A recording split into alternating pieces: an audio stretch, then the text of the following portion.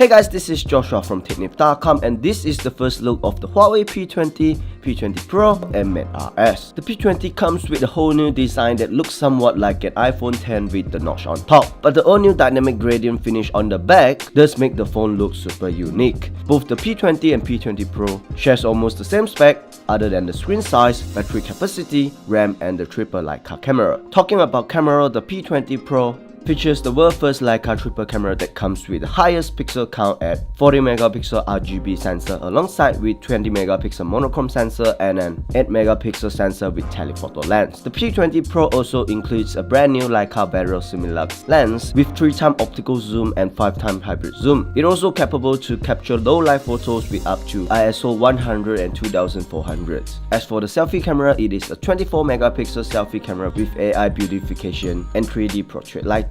As for the P20, it now gets an all-new Leica dual camera featuring a 12 megapixel sensor with a larger pixel size and a 20 megapixel monochrome sensor that enhance the low light ability. Just like the Mate series, the P20 series also come with Kirin 970 processor with dedicated NPU. The AI now can recognize up to 19 different scenarios. It also features Huawei new 4D predictive focus that helps you with shooting moving subject. Huawei also introduced their very own AIS that support up to 6-axis stabilization for a steady shot and a smooth video alongside with a 960 fps slow-mo video. As for the Porsche design Mate RS, it has slightly different design with 6-inch 2K display, supports wireless charging with IP67 water and dust resistant Dolby Atmos stereo speaker, and the first ever device to have dual fingerprint sensor with one being in screen. That's it for now. I hope you guys enjoyed the video. Make sure to check out technip.com for more details.